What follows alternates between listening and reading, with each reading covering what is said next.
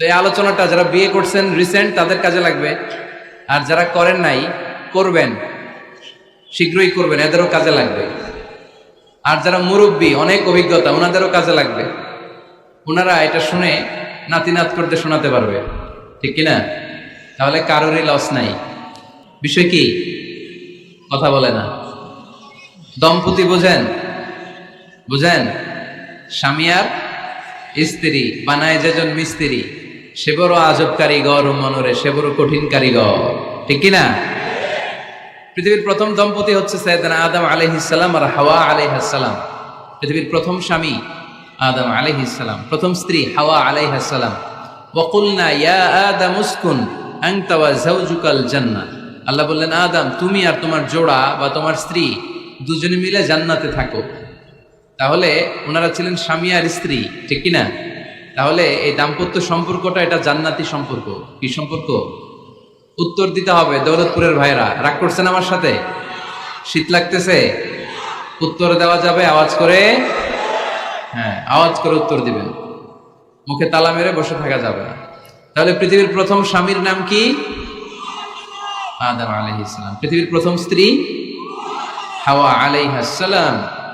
এই দাম্পত্য সম্পর্কটা বড় মধুর, বড় গভীর, বড্ড ভালোবাসার, ঠিক কিনা? স্বামী আর স্ত্রী, স্বামী আর স্ত্রী, এই সম্পর্কটাকে আল্লাহ তাআলা কোরআনে পোশাকের সাথে তুলনা করেছেন। কিসের সাথে? পোশাক। আরবিতে বলে লিবাস। আরবিতে কি বলে? লিবাস। আল্লাহ বলেছেন, ও নারীরা তোমরা পুরুষদের জন্য পোশাক, আর ও পুরুষেরা তোমরা নারীদের জন্য পোশাক। পড়েন সুবহানাল্লাহ। পোশাকের বেসিকলি তিনটা কাজ। কয়টা? কেউ কথা কয় না, আরো জোরে বলেন কয়টা? এখন আওয়াজ আসলো কোথা থেকে?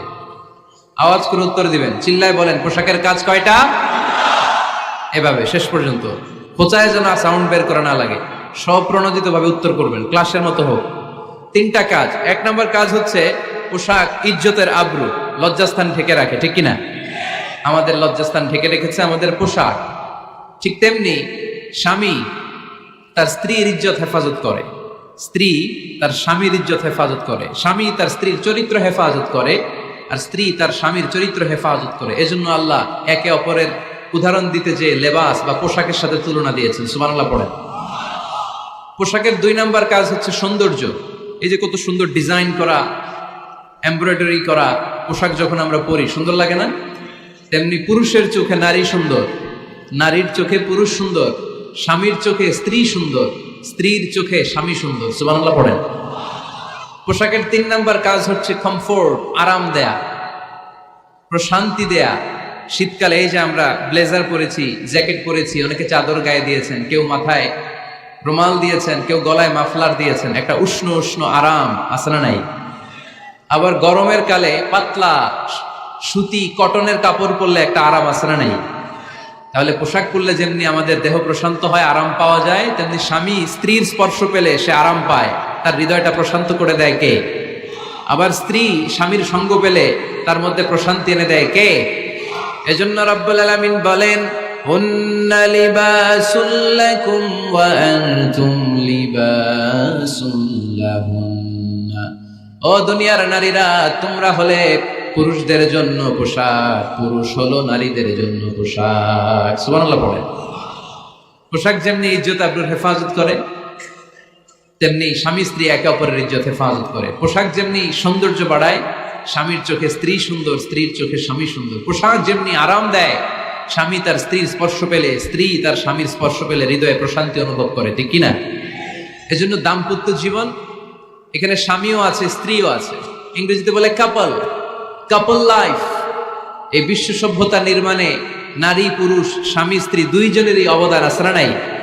এজন্য সুনানে তিরমিজির বর্ণনায় আল্লাহর হাবিব সাল্লাল্লাহু আলাইহি ওয়াসাল্লাম বললেন, আন-নিসাউ শাকাইকুর রিজাল। নারীরা হচ্ছে পুরুষের কাউন্টার পার্ট, নারীরা হচ্ছে পুরুষের পার্টনার, সহকর্মী, সহযোগী। এই বিশ্ব সভ্যতা নির্মাণে শুধু পুরুষদেরই অবদান নাই, নারীদের অবদান আছে না নাই? এজন্য কাজী নজরুল ইসলাম অসাধারণ লিখেছে, এ বিশ্বে যা কিছু মহান চিরকল্যাণকর, অর্ধেক তার করিয়াছে নারী, অর্ধেক তার নর। তার মানে নর নারী, স্বামী স্ত্রী দুইজনেরই অবদান এই মানব সভ্যতায় আছে না নাই? এই সম্পর্কটাকে আল্লাহ লেবাসের সাথে তুলনা করলেন, ম্যাটাফরিক্যালি রূপক ভাবে আল্লাহ পোশাকের সাথে তুলনা করলেন। পোশাক যেমনি গায়ের সাথে লেগে থাকে, পোশাক যেমনি চামড়ার সাথে মিশে থাকে, স্বামী স্ত্রীর সম্পর্কটাও এরকম একাকার, মিলেমিশে ভালোবেসে একাকার। স্বামী স্ত্রীর রিলেশনশিপ সম্পর্কটা অনেকটা হাত আর চোখের মতো। হাত ব্যথা পেলে চোখ দিয়ে পানি ঝরে, আবার চোখ দিয়ে পানি ঝরলে হাত সেই পানি মুছে দেয়, ঠিক কিনা? তাহলে সম্পর্কটা কেমন যেন হাত আর চোখের মতো।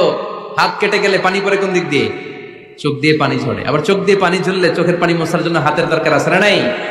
তাহলে একেবারে মিলেমিশে একাকার সুখী দাম্পত্য জীবন। স্বামী স্ত্রী এই জান্নাতি সম্পর্কটাকে কিভাবে উপভোগ করবে, কিভাবে একে অপরের সাথে ডিলিংস করবে, আচরণ করবে, এ ব্যাপারে কোরআন এবং সুন্নাহ আমাদের জন্য গাইডলাইন দেয়া আছে না নাই? আমরা গাইডলাইন নিব কোরআন থেকে। কোত্থেকে?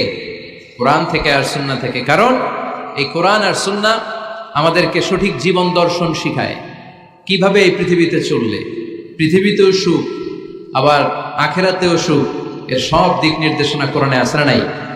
তাহলে এই যে স্বামী স্ত্রীর দাম্পত্য জীবন, এক্ষেত্রে প্রত্যেককে আল্লাহ তাআলা কিছু দায়িত্ব দিয়েছে। আজকে দায়িত্বগুলোর ব্যাপারে আমরা শুনব। স্ব স্থানে থেকে প্রত্যেকেই, স্বামী যদি স্বামীর দায়িত্ব পালন করে, স্ত্রী যদি স্ত্রীর দায়িত্বটুকু পালন করে, তাহলে দাম্পত্য জীবনটাকে জান্নাতি দাম্পত্য সুখ দিয়ে ভরে দিবে কে? আল্লাহ। আমাদের প্রত্যেকের দাম্পত্য জীবন সুখী হোক, সমৃদ্ধ হোক, আমরা চাই কি চাই না? অনেকে বলে হুজুর সুখ নাই, সুখ নাই, ঘরের ভেতরে গেলেই জাহান্নাম। আহা, কথা শোনে না আমার। আবার স্ত্রীরা বলে হুজুর দোয়া করবেন, পরকিয়া করে, খালি এসএমএস পাঠায়, আমারে ভাল লাগে না, এখন এখন অন্যদিকে ঘুরে, এরকম আসরা নাই? দুই দিক থেকে অভিযোগ। বোনদের জন্য কোনো প্যান্ডেল ট্যান্ডেল আছে নাকি আজকে? হ্যাঁ, দিনের বেলা সমাবেশ ছিল তো, এটা হয়ে গেছে তো মাইকের সাউন্ড নিশ্চয়ই। এই এদিকে উঠছে কে? টান দেন এদেরকে, ধরে টানেন টানেন, টাইনা বসান বসান, টান দেন টান দেন, হুজুরে ধরেন, হুজুরে ধরেন। ধরতে পারেন নাই হুজুরে? ধরছেন? হ্যাঁ, টান দেন। এই তো টাইনা বসেন, এদিকে তাকান, এদিকে হয়েছে, হ্যাঁ বসাই দিচ্ছে। এইভাবে চলবে একেবারে শেষ পর্যন্ত। উঠলে খবর আছে। শুরুতে সুযোগ দিয়েছি, সুযোগ নেন নাই। তো আমরা প্রথমে স্বামীর দায়িত্ব শুনবো। দাম্পত্য জীবনে স্বামীকে আল্লাহ তাআলা কি দায়িত্ব দিয়েছে, তারপর স্ত্রীকে আল্লাহ তাআলা কি দায়িত্ব দিয়েছে, এবং দুইজনের আবার কালেকটিভ সম্মিলিত কিছু দায়িত্ব আছে, এগুলো আমরা শুনবো। শুনতে রাজি আছেন তো? কষ্ট হচ্ছে আপনাদের? আচ্ছা, এই বাম দিকটা আমাকে কষ্ট দিয়েই যাচ্ছে, খালি আওয়াজ, কথা। একটু থামছে, আবার শুরু। কেন? আমার দিকে তাকান। আরেকজনকে থামতে বলছে কি আপনার? এই থামো থামো, এগুলো বলেন কেন? আপনি থামেন, তাহলে তো হয়ে গেল। হ্যাঁ, আবার আমার সাথে কথা বলেন, আপনি চুপ। তো প্রথমে আমরা সম্মিলিত দায়িত্বের কথা শুনবো। সম্মিলিতভাবে আল্লাহ স্বামী স্ত্রী দুইজনকেই কিছু দায়িত্ব দিয়েছে, যে দায়িত্বটা দুইজনের উপরই বর্তায়। এরপরে শুনবো স্বামীকে আল্লাহ কিছু দায়িত্ব দিয়েছে, এটা শুনবো। এরপরে স্ত্রীকে কিছু দায়িত্ব দিয়েছে। আল্লাহর কসম, এই দায়িত্বগুলো যদি স্বামী স্ত্রী সম্মিলিতভাবে পালন করে, এক একটা ঘরকে আল্লাহ জান্নাতি পরিবার বানায় দিবে, সুখী সমৃদ্ধ জান্নাতি দম্পতি বানায় দিবে। এরকম দাম্পত্য জীবন, সুখময় দাম্পত্য জীবন আমাদের হোক। আমরা চাই কি চাই না? চাই। তাহলে আমরা প্রথমে আলাদা আলাদা দায়িত্ব শোনার আগে সম্মিলিত বা কালেকটিভ রেসপন্সিবিলিটি কি আছে, এই সম্মিলিত দায়িত্বগুলো শুনব। স্বামী স্ত্রীর দুইজনের কাঁধেই বর্তায় এরকম প্রথম দায়িত্ব হচ্ছে স্যাক্রিফাইস। দাম্পত্য জীবনের আসল খেলাটা হচ্ছে স্যাক্রিফাইসের খেলা। কিসের খেলা? স্যাক্রিফাইস। এটা লাগবে আমার বোনেরা, অথবা যুবতী বোনেরা, অথবা রিসেন্টলি বিয়ে হয়েছে এরকম বোনেরা। আজকে তো এক ভাই এসে দোয়া চাইল, হুজুর 3 দিন আগে বিয়ে হয়েছে আমার, একটু দোয়া করে দেন। তারপর যুবক ছেলেরা, তোমরা যারা বিয়ে করনি, করবা, খেয়াল করে শোনো, এগুলো কাজে লাগবে। স্যাক্রিফাইসটা খুব জরুরি। স্যাক্রিফাইস ইজ দ্য কি of a successful happy couple life. একটা সুখী দাম্পত্য জীবনের আসল চাবি হচ্ছে স্যাক্রিফাইস। আওয়াজ করে বলতে হবে, চাবিটার নাম কি? স্যাক্রিফাইস করতে হবে। একটু মানিয়ে নেয়া, একে অপরকে বোঝা, একটু ভালোবাসা, একটু মানিয়ে চলা, এটার নাম হচ্ছে স্যাক্রিফাইস। একে অপরকে বোঝার চেষ্টা করা, একটু মানিয়ে চলার চেষ্টা করা, একটু ভালো লাগা, একটু ভালোবাসা, সুখ দুঃখ ভাগাভাগি করে মিলেমিশে একাকার হয়ে যাওয়া, এটার নামই দাম্পত্য জীবন, ঠিক কিনা? এটার নামই দাম্পত্য জীবন। মিলেমিশে একাকার হয়ে যেতে হবে। স্যাক্রিফাইসের মানসিকতা অর্জন করতে হবে। একে অপরের দোষ ধরলে চলবে না, কারণ no one is perfect in this life. আপনি যে আপনার বউয়ের দোষ ধরতেছেন, আপনার দোষ নাই? কথা বলেন না কেন? আপনারও দোষ আছে না নাই? তো লিস্ট দুই ভাবে করা যায়, একটা হচ্ছে দোষের লিস্ট আর একটা হচ্ছে গুণের লিস্ট। দোষের লিস্ট বাদ দিয়ে দেন। আপনার স্ত্রীর মধ্যে আল্লাহ তাআলা কি কি গুণ দিয়েছে এই গুণগুলোর লিস্ট করুন, দোষের লিস্ট নয়। দাম্পত্য জীবনটাই এমন, কখনো ঝগড়া, কখনো হাসাহাসি, কখনো মেঘ, কখনো বৃষ্টি, আছে না নাই? হয় না এরকম? আপস এন্ড ডাউনস, মাঝে মাঝে একটু ঝগড়া, মাঝে মাঝে আবার ভালোবাসা, আবার খুনসুটি, এগুলো মিলেমিশে একাকার করে স্যাক্রিফাইস দিয়ে একে অপরকে জয় করে নিতে হয়। কারণ no one is perfect in this world. এই পৃথিবীতে কেউই পারফেক্ট না। আপনি আপনার বউয়ের দোষ খুঁজলে আপনারও দোষ আছে না নাই? কেউ দোষমুক্ত নয়। এজন্য দোষ না খুঁজে আমরা স্যাক্রিফাইস করব। দাম্পত্য জীবনের এটাকে সুখী সমৃদ্ধ করার এক নাম্বার চাবিকাঠি হচ্ছে স্যাক্রিফাইস। তাহলে সুখী দাম্পত্য জীবনের এক নাম্বার চাবির নাম কি? স্যাক্রিফাইস। চিল্লায় বলতে হবে, সেটা কি? তাহলে হাজব্যান্ড ওয়াইফ দুইজনেই স্যাক্রিফাইস করবেন। দাম্পত্য জীবনকে সুখী করার দুই নাম্বার কালেকটিভ ফর্মুলা হচ্ছে ঝগড়া করা যাবে না। ঝগড়া আপনারা করেন নাকি ভাবির সাথে? ভাবির সাথে ঝগড়া করেন কে কে? দেখি হাত তোলেন।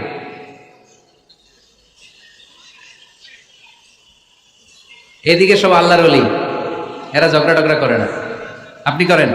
এই সাহসী সন্তান আছে কিছু, মাশাআল্লাহ। ঠিক আছে, বেশি করেন না আবার। হ্যাঁ ঠিক আছে, ঠিক আছে, তোমরাও করো, বুঝছি আপনারাও করেন। ওকে, না ঝগড়া করা যাবে না। একজন ঝগড়া শুরু করলে আরেকজন চুপ থাকতে হবে। দুইজনই ঝগড়া করলে, দুইজন রেগে গেলে ঝামেলা আসরা নাই। স্বামী রেগে গেলে স্ত্রী চুপ, স্ত্রী কখনো রেগে গেলে স্বামী চুপ, দুইজনই রেগে গেলে তৃতীয় বিশ্বযুদ্ধ। ঠিক কিনা? এই জন্য ঝগড়া করতে দেয়া যাবে না। কারণ এই ঝগড়া, সামান্য ঝগড়া থেকে এই ঝগড়া বাড়তে বাড়তে এটা বিচ্ছেদের দিকে গড়ায়, ডিভোর্স হয়ে যায়। এরকম কত কেস যে আমার কাছে আসে, কত কেস যে আমার কাছে আসে যে হুজুর ছোট্ট ঝগড়া থেকে আমাদের মধ্যে ঝগড়া বাড়তে বাড়তে ইগো প্রবলেমের কারণে বিচ্ছেদে গড়ায়। আর এই ঝগড়া একটু শুরু হলে ইবলিস শয়তানের কাজ হচ্ছে পালে বাতাস দেয়। কি দেয়? পালে বাতাস পেলে এটা দাউ দাউ করে উঁচু হয়ে ওঠে। আগুনের মধ্যে যেমনি কেরোসিন ঢাললে দাউ দাউ করে জ্বলে, সামান্য ঝগড়ার ছোতা পেলে ইবলিস শয়তান খালি দাউ দাউ করে এই ঝগড়ার আগুনকে জ্বালিয়ে দেয়। ঠিক কিনা? এই জন্য ঝগড়া করবেন না, মেহেরবানি করে ঝগড়া শুরু করবেন না। যে কোনো মূল্যে এই ঝগড়াকে থামায় রাখতে হবে। তো ফ্যামিলিতে ঝগড়া অনেক সময় হয়ে যায়, কিন্তু একজন ঝগড়া করলে আরেকজন চুপ থাকতে হবে। ঝগড়া নিয়ে একটা মজার গল্প আছে, শুনবেন? বিশৃঙ্খলা করলে তো গল্প শোনানো যাবে না, একেবারে চুপ। আমার দিকে তাকান, তাকিয়েছেন? ঝগড়া নিয়ে যে গল্পটা, সেটা হচ্ছে এক স্বামী ওয়াজ শুনে বাড়িতে গেছে রাত 11টায়। বাড়ির কাছাকাছি যেতে না যেতে, স্ত্রীর আবার স্বভাব হচ্ছে রাতের খাবারটা স্বামীর সাথে একসাথে খায়, আলাদা খায় না। তো বাড়ির সামনে যেই স্বামী ফোন দিছে ওয়াইফকে, এই শুরু করার আগে দরজাটা খোলো, আমি চলে আসছি। তো ওয়াইফ এসে দরজা খুলে দিচ্ছে। এবার স্বামী ঘরে ঢুকে বলে, শুরু করার আগে রাতের খাবারটা দিয়ে দাও, টেবিলে খেয়ে ফেলি। স্ত্রী বেচারি ডাইনিং টেবিলে খাবার দিয়েছে, হাজবেন্ড বেচারা ওয়াশরুম থেকে ফ্রেশ হয়ে ডাইনিং টেবিলে বসেছে, স্ত্রীও বসেছে। তো খুব বড্ড গরম। হাজবেন্ড বলে, শুরু করার আগে ফ্যানটা ছাড়। এইবার তো স্ত্রী বেচারি রেগে মেগা আগুন, কি আসার পর থেকে শুরু করার আগে, শুরু করার আগে, কি শুরু করার আগে? হাজবেন্ড বলে, এই তো শুরু হয়ে গেল। মানে কি? ঝগড়া। মানে কি? ঝগড়া। প্রিয় ভাইয়েরা, ঝগড়া করবেন না। স্বামী রেগে গেলে স্ত্রী চুপ থাকবেন, স্ত্রী রেগে গেলে স্বামী চুপ থাকবেন। কারণ সহিহ মুসলিমে এসেছে, ইন্না ইবলিসা ইয়াদাউ আরশাহু আলাল মা। ইবলিস শয়তান তার সিংহাসন গেড়েছে সাগরের উপর। কোথায়? ইবলিসের সিংহাসন কোথায়? সাগরের উপর। সুম্মা ইয়াবাসু সারায়াহু, সে প্রতিদিন সকালবেলা তার সাঙ্গপাঙ্গরে গোটা পৃথিবীতে পাঠায়, যা পৃথিবীতে ফাসাদ সৃষ্টি কর, ফাসাদ সৃষ্টি কর। ইবলিস যখন সাঙ্গপাঙ্গদেরকে গোটা পৃথিবীতে ছড়িয়ে দেয়, সারাদিন ধোকা দেওয়ার পরে, ওয়াসওয়াসা দেওয়ার পরে রাত্রিবেলা ইবলিসের কাছে ফিরে আসে, এসে বলে, ও ইবলিস, আমি আজকে আল্লাহর বান্দাদেরকে দিয়ে মিথ্যা কথা বলিয়েছি। ইবলিস বলে, এটা তো কোনো ব্যাপারই না, এগুলাই তো তোদের কাজ। আরেক শয়তান বলে, আমি ওজনে কম দিয়েছি একজনের মাধ্যমে বাজারে, ইবলিস বলে এটাও তেমন বড় কোনো কাজ নয়। আরেকজন বলে আমি সুদের ডিলিংস করিয়েছি, ইবলিস বলে এটাও কোনো কাজ নয়। আরেক শয়তান বলে আমি মদের আড্ডাখানায় নিয়ে মসজিদে যেতে নিয়েছিল, সেখান থেকে সরিয়ে মদের আড্ডাখানায় আল্লাহর বান্দাদেরকে নিয়েছি, ইবলিস বলে এইটাও তেমন বড় কোনো কাজ নয়। আরেক শয়তান এসে বলে মা তারাকতুহু হাত্তা ফাররাকতু বাইনাহু ওয়া বাইনা ইমরাআতিহি, আমি এক আল্লাহর বান্দার সাথে বান্দির ঝগড়া লাগিয়ে ঝগড়া করাতে করাতে তালাক পর্যন্ত নিয়ে গিয়েছি। মা তারাকতুহু হাত্তা ফাররাকতু বাইনাহু ওয়া বাইনা ইমরাআতিহি, আমি এক ইমানদার পরিবারকে ধ্বংসের শেষ প্রান্তে নিয়ে গিয়েছি। সামান্য ঝগড়ার পরে আমি ওয়াসওয়াসা দিতে দিতে ঝগড়া বাড়াতে বাড়াতে তালাক পর্যন্ত নিয়েছি। ইবলিস বলে শাবাশ, তুই তো কাজের মতো কাজ করেছিস, আমার কাছে আয়, আমার কাঁধে ওঠ। ইবলিস তখন ওই শয়তানকে কাঁধে নিয়ে নাচতে শুরু করে। নাউজুবিল্লাহ পড়বেন না? এজন্য ইমানদারদের সংসার ভেঙে খান খান হোক, এটা হলে ইবলিস খুশি, আর ইমানদারের পরিবার টিকে থাকলে আমার আল্লাহ খুশি। আমরা কার খুশি চাই? এজন্য শয়তানরে খুশি হতে দেওয়া যাবে না। ইমানদারদের পরিবারগুলো ঝগড়ার মাধ্যমে ভেঙে যাক, সব সময় শয়তানের মিশন এটা। আর ইমানদারদের পরিবারগুলো টিকে থাক, এটা আমার আল্লাহ সব সময় চায়। সুবহানাল্লাহ পড়েন। এজন্য দৌলতপুরের ভাইরা ঝগড়া করবেন না। ঝগড়া কিন্তু নবী রাসূলদের পরিবারেও ছিল, আল্লাহ রাসূল সাল্লাল্লাহু আলাইহি ওয়াসাল্লামের পরিবারেও ঝগড়া ছিল। এটা স্বাভাবিক, দাম্পত্য জীবনের খুব সিম্পল ইস্যু। একজন রাগ করলে আরেকজন থেমে যাবে। পারবেন? কি হলো, পারবেন না? আল্লাহর হাবিব সাল্লাল্লাহু আলাইহি ওয়াসাল্লামের সাথে আম্মা জান আয়েশার ঝগড়া হতো। মজার একটা হাদিস শুনে, সহিহ বুখারীর হাদিস, মুসনাদ আহমদ ইবনে হাম্বলও এসেছে এই হাদিসটা। আম্মা জান আয়েশার সাথে ঝগড়ার পর আম্মা জান আয়েশাও রাগ, আল্লাহ রাসূল সাল্লাল্লাহু আলাইহি ওয়াসাল্লামও রাগ। এখন রাগ মিটানোর দরকার আছে না নাই? আল্লাহ রাসূল সাল্লাল্লাহু আলাইহি ওয়াসাল্লাম বললেন, আয়েশা চলো মিটমাট করে ফেলি। সুবহানাল্লাহ কইবেন না? চলো মিটমাট করি। মিটমাটের জন্য ওমর রে ডাকি। আম্মা জান আয়েশা বলে না, ওমর গলিব, ওমর খুব মেজাজ ওয়ালা, আমার ডর লাগে। তোমার আব্বারে ডাকি। আব্বারে ডাকেন, আব্বারে ডাকেন। খুশি হয়ে গেছেন আম্মা জান আয়েশা রাদিয়াল্লাহু। আবু বকর রাদিয়াল্লাহু চলে আসলেন, দাঁড়ালেন। এবার বিষ্ণু সাল্লাল্লাহু আলাইহি ওয়াসাল্লাম বললেন, তাতাকাল্লিমিন আও আতাকাল্লাম, কি ঘটছে আমাদের মাঝে, তুমি বলবা না আমি বলবো? আম্মা জান আয়েশা বললেন, তাতাকাল্লামু আনতা ওয়ালা তাকুল ইল্লা হাক্কান, আপনিই বলেন তবে সত্য ছাড়া মিথ্যা বলেন না। আবু বকর রাদিয়াল্লাহু তাআলা আনহু শুনে রেগে গেলেন, কি এ কেমন কথা তোমার? নবীকে উদ্দেশ্য করে তুমি বলছো সত্য ছাড়া মিথ্যা বলবেন না, নবী কখনো মিথ্যা বলবে নাকি? রেগে মেয়ের গায়ে মেরেছে এক চড়। চোর খেয়ে আম্মা জান আয়েশা উল্টে পড়ে গেলেন। সাইয়েদনা আবু বকর রাদিয়াল্লাহু তাআলা আনহু রেগে গড়গড় করতে লাগলেন, আবার মারার জন্য উদ্যত হলেন। আম্মা জান আয়েশা রাদিয়াল্লাহু তাআলা আনহু বাঁচার জন্য এবার বিশ্বনবীর পিছনে যে আশ্রয় নিলেন। সুবহানাল্লাহ পড়বেন না? বিশ্বনবী সাইয়েদনা আবু বকরের সামনে দুই হাত মেলে ভেবে দাঁড়িয়ে গেলেন। আল্লাহর হাবিব যখন আম্মা জান আয়েশাকে বাঁচানোর জন্য দুই হাত উঁচু করে দাঁড়িয়ে গেলেন, সাইয়েদনা আবু বকর থেমে গেলেন। সাইয়েদনা আবু বকর এই পরিস্থিতি দেখে ঘর থেকে বের হয়ে ঘরের বাইরে দাঁড়ালেন। এবার আল্লাহর রাসূল সাল্লাল্লাহু আলাইহি ওয়াসাল্লাম আম্মা জান আয়েশাকে তুললেন, বললেন, ইয়া আয়েশা কাইফা রাআইতিনি আনকাসতুকি মিনার রাজুল, দেখলা নাকি কেমন করে আমি তোমার বাবার হাত থেকে তোমারে বাঁচালাম? আজকে আমি যদি সামনে দাঁড়িয়ে না বাঁচাতাম, তোমার বাবা তোমারে একেবারে মেরেই ফেলতো। সুবহানাল্লাহ পড়ে।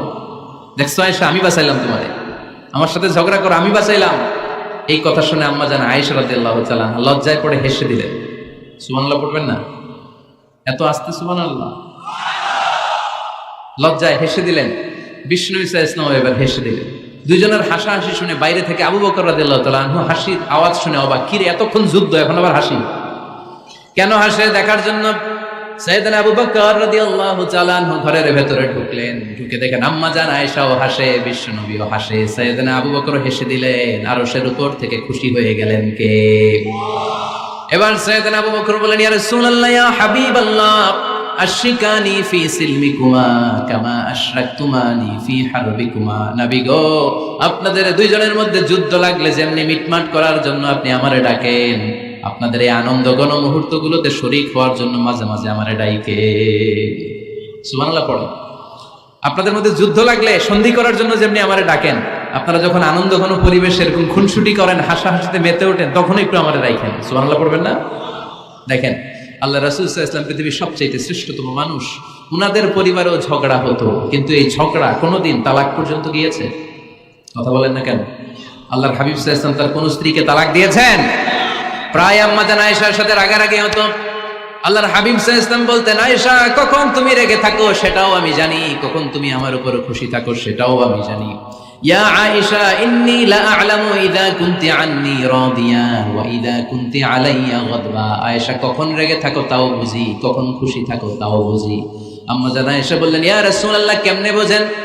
বিশ্বনবী বললেন, তোমার দোয়ার বাক্যগুলো শোনো বুঝি। যখন তুমি আমার উপরে খুশি থাকো তখন দোয়ার সময় তুমি এভাবে বলো, ওয়া রাব্বি মুহাম্মদ, ও মুহাম্মাদের রব, আপনি আমাদের সব গুনাহ মাফ করে দেন।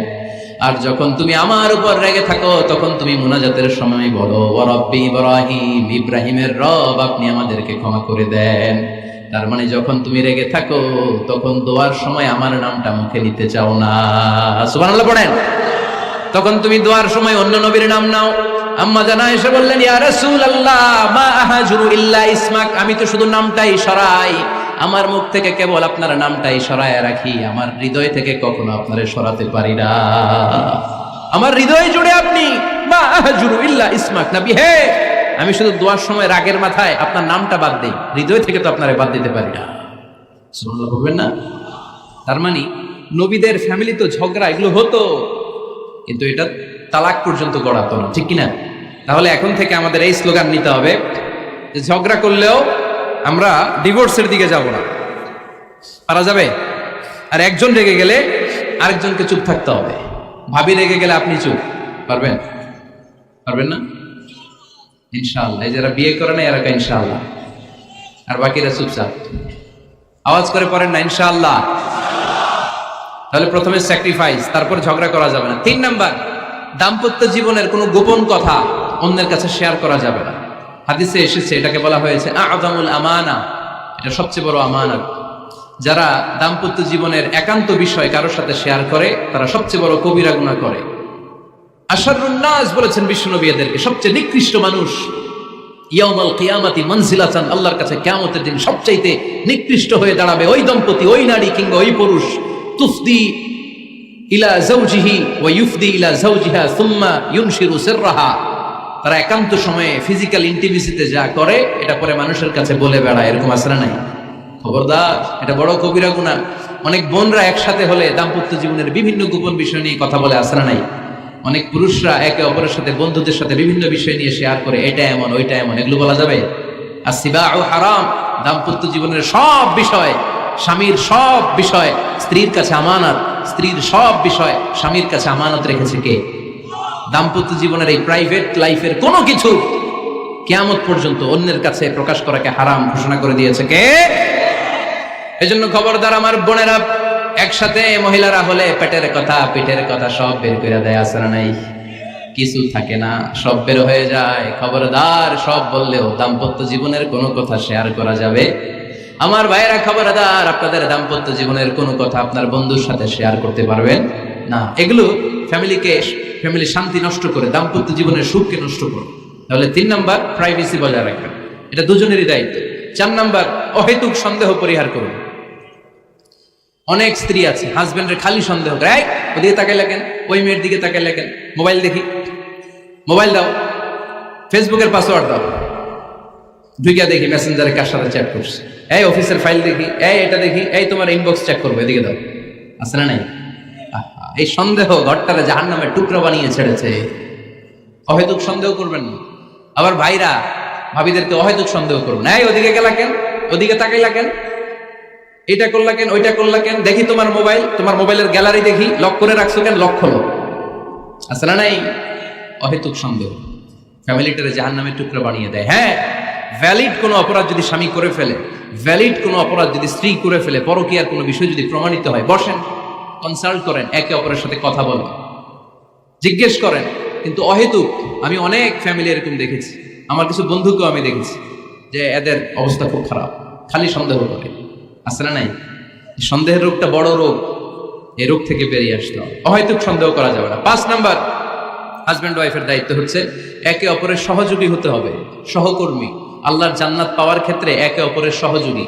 আপনি একা জান্নাতে যাবেন, ভাবি জাহান্নামে, এটা আপনি চান? জি না, আওয়াজ নাই আমগো গলায়। আপনি এটা চান? ভাবি একা জান্নাতে যাবে, আপনি যাবেন না, এটা ভাবি চায়? চায় না। তাহলে গেলে একসাথেই যান না, একসাথেই যান, একসাথেই যাবেন, আলাদা না। এজন্য আল্লাহর আনুগত্যে, আল্লাহর ইবাদতে দাম্পত্য জীবনে একে অপরের সহযোগী হতে হবে। স্বামী ভুল করলে স্ত্রী সুন্দর করে শুধরে দিবে, স্ত্রী ভুল করলে স্বামী শুধরে দিবে। ফজরের সময় স্ত্রী হাজবেন্ডকে ডেকে দিবে, উঠতে না চাইলে ঠান্ডা পানির ছিটা দিবে, কারণ জান্নাতে একা যাওয়া যাবে না, গেলে দুইজনই যাবে। কথা কয় না? দুইজনেই জান্নাতে যাওয়ার দরকার আছে না নাই? যত বেশি আপনারা আল্লাহর আনুগত্যে আগাতে পারবেন, তত আপনাদের মহাব্বত বাড়াই দিবে কে? এই যে হাজবেন্ড ওয়াইফের ভালোবাসাটাকে বলে লাভ পিরামিড। কি pyramid? Love pyramid, like triangle, ত্রিভুজ আকৃতির। হাজবেন্ড ওয়াইফের ভালোবাসাটা ত্রিভুজ আকৃতির। The closer the couple comes to Allah, the closer they comes to each other. Husband wife যত বেশি আল্লাহর কাছে যাবে, তারা নিজেরাও নিজেদের তত কাছে যাবে। হাজবেন্ড ওয়াইফ আল্লাহর সম্পর্ক থেকে যত দূরে সরে যাবে, তারা নিজেরাও নিজেদের থেকে তত দূরে সরে যাবে। ঠিক কিনা? ত্রিভুজ চিনেন আপনারা? হ্যাঁ, এই জিওয় কয়েকজন জিওয়, আপনারা ত্রিভুজ চিনেন না? চিনি, জিওয়। ঠিক আছে, ত্রিভুজের কয় কোণা? হ্যাঁ, 3 কোণা। এই যে এরকম লাভ পিরামিড, 3 কোণা। এই উপরের কোণায় আল্লাহর অবস্থান, আর এই কোণায় স্বামী, এই কোণায় স্ত্রী। তো তারা আল্লাহর দিকে যত যাবে, নিজেরাও তত কাছে যাবে। আর তারা আল্লাহর সম্পর্ক থেকে যত দূরে চলে যাবে, নিজেদের মধ্যে দূরত্ব বাড়তে থাকবে। ঠিক কিনা? পিরামিডটা বুঝতে পারছেন? ত্রিভুজ আকৃতির সম্পর্কটা লাভ পিরামিড এরকম, 3 কোণা। উপরের কোণায় থাকে আল্লাহ, এদিকে স্বামী, এদিকে স্ত্রী। তারা যদি আল্লাহর কাছে উভয়ে যেতে চায়, উভয়ে কাছাকাছি আসতেছে না? কথা বলেন না কেন? আর আল্লাহর আনুগত্য ইবাদত থেকে দুজন যদি দূরে সরে যায়, তাহলে দুজনের দূরত্ব বাড়িয়ে দেয় কে? এজন্য স্বামী হবে স্ত্রীর সহযোগী, সহকর্মী। নামাজের সময় একে অপরকে ডেকে দিবেন, মোবাইলে অ্যালার্ম দিয়ে রাখবেন। স্বামী স্ত্রীর ডাকেন, স্ত্রী স্বামীরে ডাকেন। স্বামী স্ত্রীকে কোরআন তেলাওয়াত শোনাবেন, স্ত্রী স্বামীরে কোরআন তেলাওয়াত শোনাবেন। ফ্যামিলিটারে জান্নাতি ফ্যামিলি বানাই দিবে কে? তাহলে এই 5টার দায়িত্ব কালেকটিভ রেসপন্সিবিলিটি, স্বামীর উপরও বর্তায়, স্ত্রীর উপরও বর্তায়। এগুলো মেনে চললে দাম্পত্য জীবন সুখকর করে দিবে কে? মনোযোগ আছে? কষ্ট হচ্ছে? এবার আমরা হাজবেন্ডের দায়িত্ব শুনব। হাজবেন্ডের প্রথম দায়িত্ব হচ্ছে, হাজবেন্ড হচ্ছে caretaker of the family, in charge, protector. আর রিজালু কাওয়ামুনা আলান নিসা। আল্লাহ বললেন স্বামী হলো তার স্ত্রীর ইনচার্জ, প্রোটেক্টর। স্ত্রীকে সুরক্ষা দিবে, স্ত্রীকে টেক কেয়ার করবে, স্ত্রীর দায়িত্বে থাকবে। এই দাম্পত্য জীবনের দুইজনের সংসারকে, সংসারের মধ্যে স্বামীকে দায়িত্বশীল বানিয়েছে কে? পুরুষ দায়িত্বশীল। পুরুষ কখনো নারীর ক্ষতি করে না, সুপুরুষ নারীর ক্ষতি করে না। ঠিক কিনা? গোটা পুরুষ সমাজ নারী সমাজের সুরক্ষা দিবে। যেগুলো নারীকে একান্তে পেলে রেপ করে, এই যে ঢাকা বিশ্ববিদ্যালয়ে একটা রেপের ঘটনা ঘটছে না, যে এই বেয়াদবটা এই কাজ করেছে, এটা কি পুরুষ না কুপুরুষ? এটা কি সুপুরুষ না কুপুরুষ? সুপুরুষ নারীর প্রোটেকশন দেয়, নারীর টেক কেয়ার করে, তার ইনচার্জ, তার দায়িত্বশীল।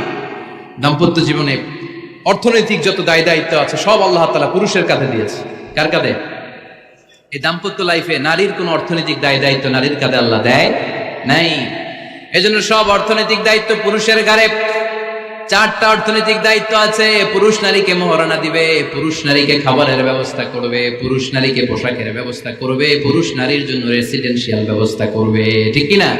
وَآتُوا النِّسَاءَ صَدُقَاتِهِنَّ نِحْلَةً فَإِن طِبْنَ لَكُمْ عَنْ شَيْءٍ مِّنْهُ نَفْسًا فَكُلُوهُ هَنِيئًا مَرِيئًا।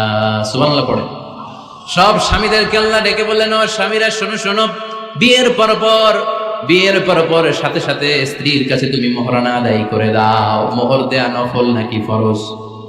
জোরে বলেন। তোমরা কি দাও? সিলটি পুলা মোহরানা দাও? হ্যাঁ, মোহরানা দিতাই নাকি যৌতুক খাইতা? খিতা করতা? হ্যাঁ, কি দিব? মোহরানা দিব। মোহরানা দেয়াকে ফরজ করেছে কে? আল্লাহ। তো মোহর দিতে টাকা লাগে না? এই টাকার দায়িত্ব পুরুষের ঘাড়ে দিছে কে? 2 নাম্বার দায়িত্ব, আলাল মাউলুদি লাহু রিজকুহুন্না ওয়া কিসওয়াতুহুন্না বিল মা'রুফ। স্বামী স্ত্রীর জন্য খাদ্যের ব্যবস্থা করবে, পোশাকের ব্যবস্থা করবে। 3 নাম্বার, ওয়াসকিনুহুন্না মিন হাইসু সাকানতুম মিন ওয়াজদিকুম। নিজের সামর্থ্যের মধ্যে থেকে স্ত্রীর জন্য রেসিডেন্সিয়াল একটা এরিয়ার ব্যবস্থা করে দিবে। সুবহানাল্লাহ। তাহলে অর্থনৈতিক দায়িত্বের মধ্যে 4টা: মোহরানা দেয়া, মিলস খাবারের ব্যবস্থা করা, মানে ফুডিং এন্ড ক্লোথিং, পোশাকের ব্যবস্থা করা, সর্বশেষ রেসিডেন্সিয়াল ব্যবস্থা করা। এই যে অর্থনৈতিক সব দায়িত্ব, খরচ যেখানেই আছে, সব দায়িত্বগুলো পুরুষের কাঁধে দিল কে? চিল্লায় বলেন কে? খরচের সবকিছু আল্লাহ তাআলা পুরুষের কাঁধে দিয়েছেন। এটা হচ্ছে পুরুষের ফিনান্সিয়াল দায়িত্ব। এবার দাম্পত্য জীবনে পুরুষের নন ফিনান্সিয়াল কিছু দায়িত্ব আল্লাহ তাআলা দিয়েছেন, এগুলো আমরা শুনবো। এদিকে ওঠাওটি করলেন কে কে দেখি? আটকান, এদেরকে আটকান, ধরেন ধরেন, এদেরকে ধরেন। হ্যাঁ, কি হয়েছে? শেষ করে দিব তো খিতা হইতা? হ্যাঁ, জোরে মাতো, চলবে চলবে। হ্যাঁ, তাকবীর পড়েন তো দেখি, যারা চলবে বলতেছেন লিল্লাহি তাকবীর।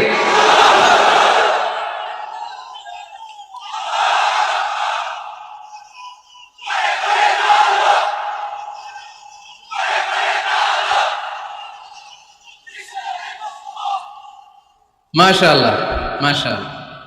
এবার দাম্পত্য জীবনে নন ফিনান্সিয়াল পুরুষের যে দায়িত্ব আছে সেটা আমরা শুনবো। এক নম্বর দায়িত্ব হচ্ছে স্বামীর উচিত স্ত্রীর সাথে ভালো আচরণ করা। ভালো আচরণ করেন তো আপনারা? জি হয়, এই শুধু উনি করে, বাকিরা খিতা কর্তা, মারামারি কর্তা নেই, খিতা কর্তা। হ্যাঁ, সালাম দিবেন, স্ত্রীকে কি দিবেন? আল্লাহ বললেন ওয়া আশিরুহুন্না বিল মা'রুফ, স্ত্রীর সাথে কোমল ভাষায়, ভালো শব্দে, ভালো বাক্যে ভালো কথা বলো। স্ত্রীর সাথে খারাপ আচরণ করো না। স্ত্রীকে দেখলে তুমি মুচকি হাসি দাও। অনেক স্বামী আছে কখনো স্ত্রীকে দেখলে মুচকি হাসি দেয় না, চেহারাটা বাংলা পাসের মতো এরকম করে রাখে, আছে না নাই? দৌলতপুরের লোকের অবশ্য অনেক ভালো, এই যে সবার মুখে হাসি, মুচকি হাসি। হাসেন তো, মুচকি হাসি দেন তো একটা। আওয়াজ করলে মুচকি হাসি হয় নাকি? মুচকি হাসি, দাঁত দেখা যাবে না, সাউন্ড হবে না, শুধু এখানে একটু এক চিলতে হাসির একটা ঝলক করবে, এটার বলে মুচকি হাসি। কেন রাসূলুল্লাহ সাল্লাল্লাহু আলাইহি ওয়াসাল্লাম আকসারু তাবাসসুমান, আল্লাহর হাবিব সাল্লাল্লাহু আলাইহি ওয়াসাল্লাম সব সময় মুচকি হাসতেন। অনেকে আছে চেহারা গোমরা করে রাখে, জীবনেও হাসে না, এরকম আছে না নাই? দেখছেন এরকম আছে? এই এলাকায় তো নাই না? আছে। হাসবেন হাসবেন, মুচকি হাসতে পয়সা লাগে না, পয়সা লাগে, এজন্য হাসবেন। আল্লাহর হাবিব সাল্লাল্লাহু আলাইহি ওয়াসাল্লাম বলেছেন ফাস্তাউসু বিন-নিসাই খায়রা, নারীর সাথে ভালো আচরণ করো। নারীদেরকে বাঁকা পাঁজরের হাড় দিয়ে তৈরি করা হয়েছে। এই হাড়কে সোজা করতে গেলে ভেঙে যাবে, রেখে দিলে বাঁকাই থেকে যাবে। তো কি করতে হবে? ফাস্তাউসু বিন-নিসাই খায়রা, কোমল আচরণ করো।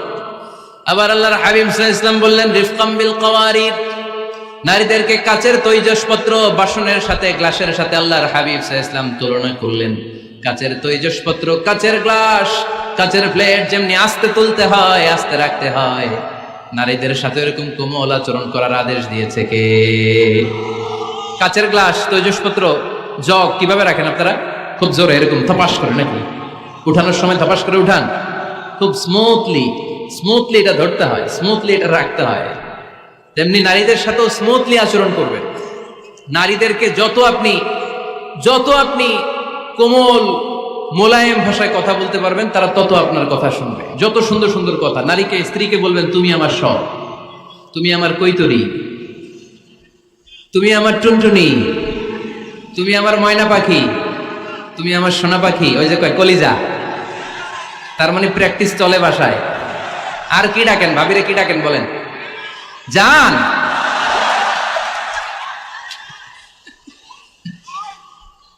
জান ডাকেন। আর ভাবি কি ডাকে আপনাদেরকে?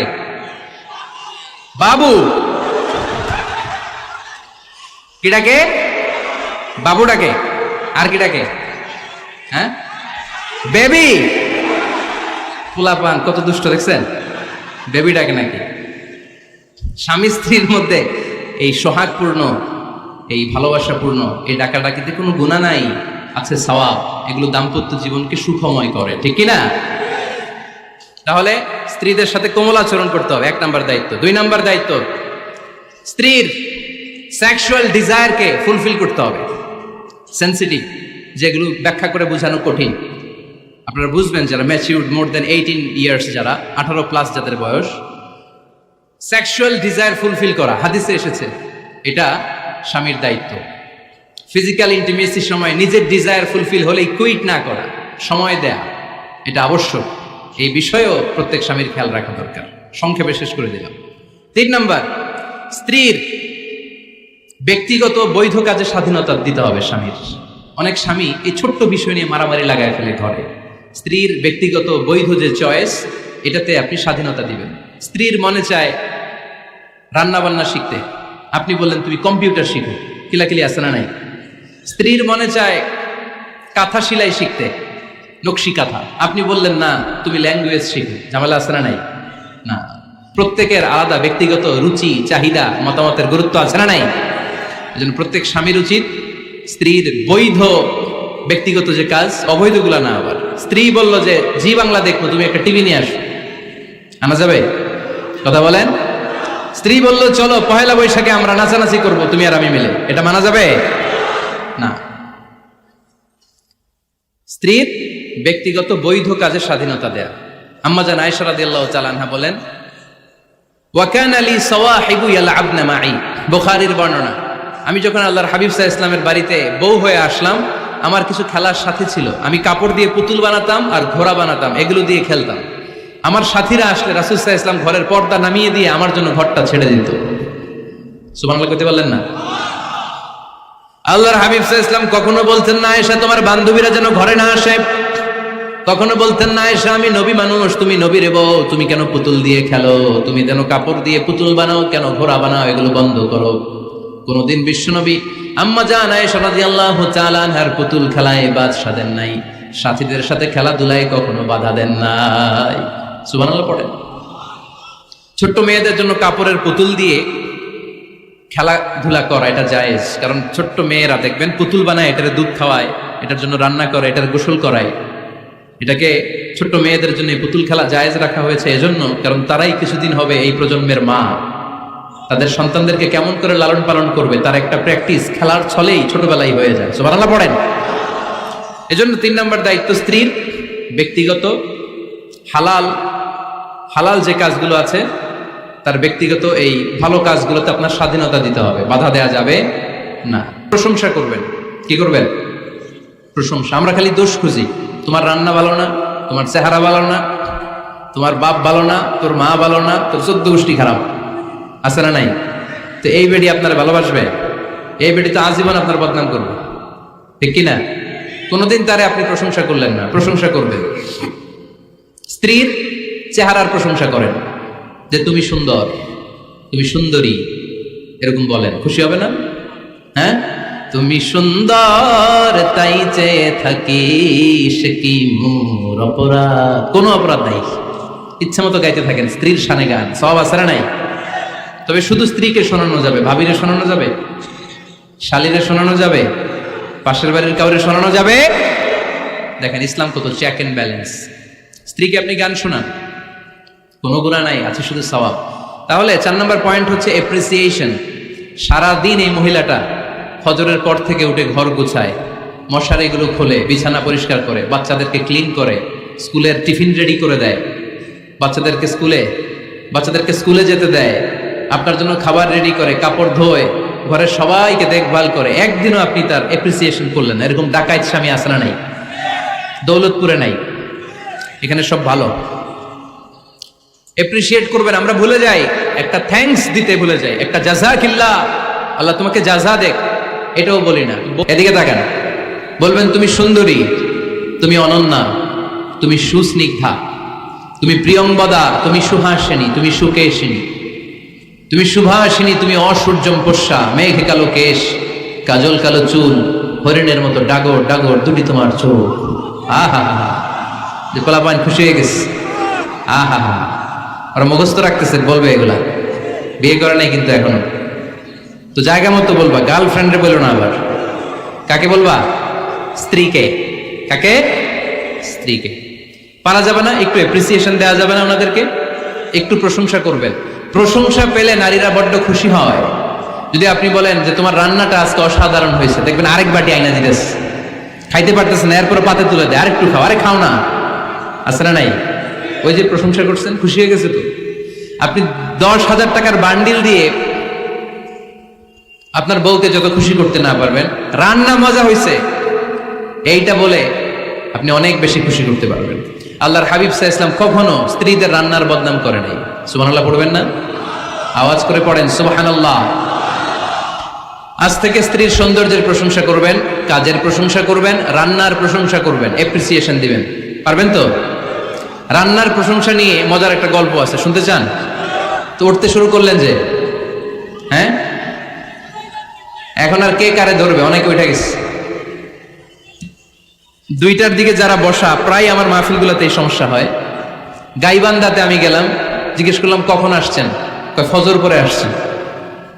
তো ফজর পরে আসছেন, এত আগে আসছেন কেন? কয় জায়গা পাবো না এই জন্য। লক্ষ লক্ষ মানুষ, কে কাকে নিয়ন্ত্রণ করবে? লক্ষ লক্ষ মানুষ। আমার জীবনে এত বড় প্যান্ডেল আমি কথা বলি নাই। এরা সকাল থেকে বসে আছে, পেশাব আটকে রাখছে, এটা ক্ষতিকর না? এরা আজহারিকে দেখার পরে এরপরে ওঠা আরম্ভ করছে, দেখাইছি, কয় দেখা গেছি হুজুর, এরপরে চলে যাচ্ছে। তা আপনাদের কি অবস্থা এরকম? হ্যাঁ, আচ্ছা ঠিক আছে। তো রান্নার প্রশংসা নিয়ে যে মজার গল্পটা আপনাদের শোনাতে চাই, এদিকে তাকান, মনোযোগী হন। আমার ওয়াজ শুনে এক লোক মনে মনে নিয়ত করছে যে আইরে, জীবনে তো রান্নার প্রশংসা করলাম না, আজকে রান্নার প্রশংসা করব। তো মাহফিল শেষে বাসায় গেছে, স্ত্রী তাকে খাবার দিয়েছে, স্বামী খাবার খায় আর মিটি মিটি হাসে। স্ত্রী বলে, এই মাহফিল শুনে আসছো, রাত বাজে 12টা, খাচ্ছ ভালো কথা, হাসো কেন? তো স্বামী বলে, হাসি এর কারণ হচ্ছে তোমার রান্নাটা আজকে এত মজা হয়েছে না জীবনে, আজকে বাড়ায় বাড়ায় পেতেছে, তো জীবনে এত মজার রান্না খাই নাই। রান্না মজা হয়েছে শুই না। স্ত্রী তো রেগে গেছে, কি গত 10 বছর ধরে তোমার রান্না করে খাওয়াই, একদিনও রান্নার প্রশংসা করলা না, আর আজকে পাশের ঘরের ভাবি একটু গরুর গোশতের তরকারি পাঠাইছিল বাটিতে করে, পাশের ঘরের ভাবি একটু আমাদের বাড়িতে তরকারি পাঠাইছিল, তো ওই তরকারি দিয়েই তোমাকে খাবার দিছি, আজকে আর রান্না টান্না আমি করি নাই। তো ওই বেটির রান্না তোমার এত ভালো লাগছে, এই 10 বছরে একদিনও কইলা না, আজকে এটা কইলা, খাও খাও, তোমার মজার খাও, আর রান্ধুন না। প্রশংসা করলে বুঝে শুনে করবেন, একটু এনশিওর হবেন যে রান্নাটা করছিল কে। তা না হইলে কিন্তু ঘরে চুলায় আগুন জ্বলবে না, টানা রোজা রাখা লাগবে, ঠিক কিনা? তো 4 নম্বর গেল এপ্রিসিয়েশন, একটু এপ্রিসিয়েশন দিবেন। আল্লাহর হাবিব সব সময় স্ত্রীদের প্রশংসা করতেন। সেই বুখারীর বর্ণনা, আল্লাহর হাবিব বলেন, ইন্না ফাদলা আয়েশা আলান নিসা কাফাদলি সারিদ আলা সাইরিত তাআম। আরব ভূখণ্ডের মধ্যে সব খাবারের উপরে সারিদ খাবার যেমনি সেরা, দুনিয়ার সব নারীদের মধ্যে আমার আয়েশা তেমনি সেরা। সারিদ একটা খাবার আছে। আমি যখন মিশরে পড়তাম আল আজহার ইউনিভার্সিটিতে, আমাদের ইউনিভার্সিটিতে সরকারের পক্ষ থেকে সরকারিভাবে খাবার দেয়া হতো। আমাদের খাবারের খরচ বহন করতেন ওমানের সুলতান কাবুস। এই গত 3-4 দিন আগে ইন্তেকাল করেছেন, নাম শুনছেন আপনারা? প্রায় 40 বছরেরও বেশি মনে হয়, 45 বছর বা 50 বছরের লম্বা সময় উনি ওমানের প্রেসিডেন্ট ছিলেন। উনি আমাদের খাবারের খরচটা বহন করতেন। কিছুদিন আগে ইন্তেকাল করেছেন। আমরা ওনার জন্য দোয়া করি, আল্লাহ তাআলা এই সুলতান কাবুসের জীবনের গুণাগুলো মাফ করে নিক, ওনার সমস্ত খেদমত আল্লাহ কবুল করে নিক। তো আমাদের আল আজহার ইউনিভার্সিটির হোস্টেলে ঈদের দিন একটা খাবার দিত, এটার নাম ছিল সারিদ। রুটি আর গোশত এগুলোকে ম্যাশড করে একটা স্তর বানাতো, এটা কেটে কেটে আমাদেরকে দিত, এটাকে বলে সারিদ। আরব দেশে সবচেয়ে দামি খাবার। আমাদের দেশে যেমনি পোলাও, গরুর রেজালা, রোস্ট, এগুলো খুব উন্নত খাবার ধরা হয়, বিয়েতে সার্ভ করা হয়। আরব দেশে ওইটাকে বলে সারিদ, শ্রেষ্ঠ খাবার। আল্লাহর হাবিব বললেন, সব খাবারের মধ্যে যেমনি সারিদ সেরা, নারীকুলের মধ্যে তেমনি আমার আয়েশা সেরা। দেখেন কেমনে এপ্রিসিয়েট করতেন। আম্মা জান আয়েশাকে তিনি সব সময় আদর করে হামায়রা বলে ডাকতেন। হামায়রা মানে লাল সুন্দরী বউ। কি সুন্দরী? আম্মা জান আয়েশা রেগে গেলে গাল দুটো আনার ফলের মতো লাল হয়ে যেত, এজন্য ডাকতেন, ও আমার লাল সুন্দরী বউ। সুবহানাল্লাহ কইতে পারলেন না? আবার আম্মা জান খাদিজাতুল কুবরা তাহেরা রাদিয়াল্লাহু তাআলা আনহার ব্যাপারে বলতেন, ইন্নী ক্বাদ রুজিকতু হুব্বাহা। সহিহ মুসলিমের বর্ণনায় তিনি বলতেন, খাদিজার ভালোবাসা আল্লাহ তাআলা আমার হৃদয়ে রিজিক হিসেবে দিয়েছে। আওয়াজ করে পড়েন আল্লাহু আকবার। তো এইজন্য এপ্রিসিয়েট করবেন। 5 নাম্বার হচ্ছে আপনার ভালোবাসা স্ত্রীকে প্রকাশ করুন। এক ছাদের নিচে আজীবন বসবাস, 20 বছর হয়ে গেছে এদের সংসার, একদিনও মুখ ফুটে বলতে পারে নাই তোমারে ভালোবাসি। পারছেন? হ্যাঁ, কে কে পারছেন? দেখে হাত তোলেন। হাত অর্ধেক তুলে আবার নামায়, ভেজাল আছে, ঠিক কিনা? ভালোবাসি বলছিলেন? কারে বলছিলেন? ভাবিকে না গার্লফ্রেন্ডকে?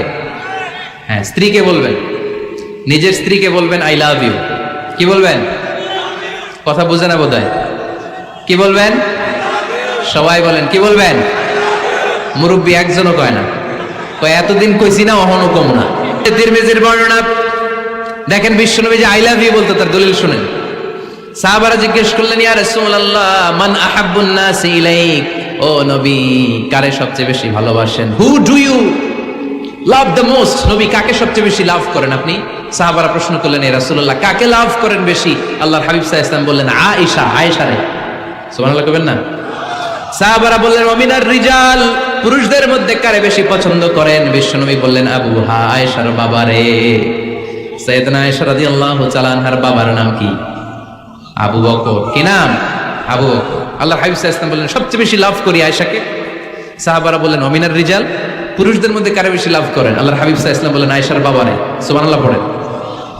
আম্মা জান আয়েশাকে বিশ্বনবী এত ভালোবাসতেন, আম্মা জান আয়েশা পেয়ালার যেইখানে ঠোঁট লাগিয়ে দুধ পান করতেন, বিশ্বনবী পেয়ালার ওই জায়গাটা খুঁজে খুঁজে ওই জায়গায় ঠোঁট লাগিয়ে দুধ পান করতেন। আম্মা জান আয়েশা রাদিয়াল্লাহু তাআলা না গোশত খেয়ে হাড্ডি চষে হাড্ডিটা রেখে দিলে বিশ্বনবী আম্মা জান আয়েশার চষা হাড্ডিটা মুখে নিয়ে আবার চষতে শুরু করে দিতেন। পড়েন সুবহানাল্লাহ। দুইজন একসাথে এক বালতি থেকে পানি নিয়ে গোসল করতেন। পড়েন আল্লাহু আকবার।